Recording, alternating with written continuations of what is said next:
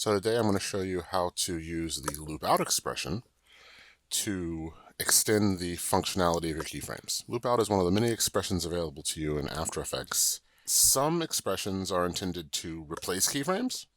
Some expressions are intended to enhance keyframes. LoopOut specifically is designed to loop your animation after the last keyframe in the animation, which means it has to have keyframes to even work in the first place. So I've already set up this animation of this little clock. And as you can see, I've got about 2 seconds of animation going on. The pendulum swings once.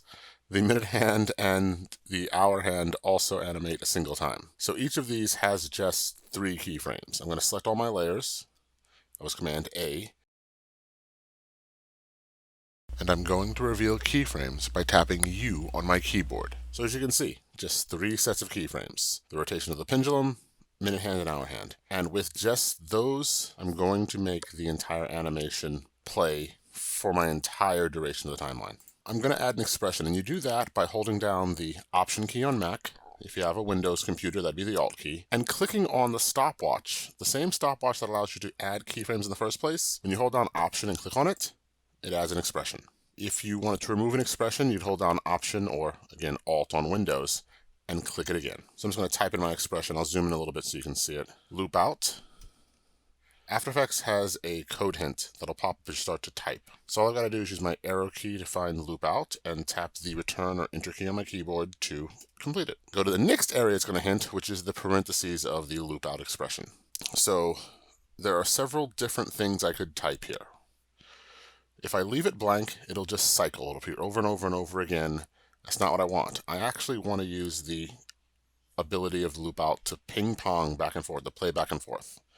So in quotes, I'm just going to type ping pong. And again, the program will hint this for me. Arrow down until I get ping pong, tap return, and it's finished.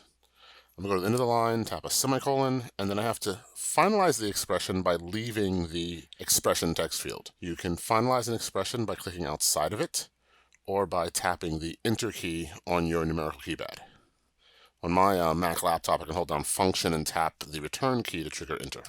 And I'm going to tap my spacebar to preview, and now you'll see that that pendulum swings back and forth forever. And it will now run the entire length of the timeline. So for the minute hand, I simply want that to loop over and over and over again.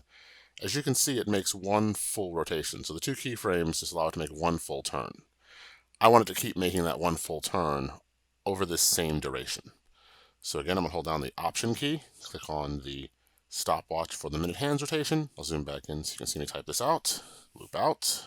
I'll use the code completion to make this much faster. And then I could actually leave this empty. The default behavior of loop out is actually to cycle, but since I'm being consistent, I will actually specify cycle. Go to the end of the line, semicolon, and again, I'll finalize the expression by leaving the text field. The final variation of the loop out that I'm going to use is actually called offset. So again, I'm going to add the expression. I'm going to use the code completion to finish it.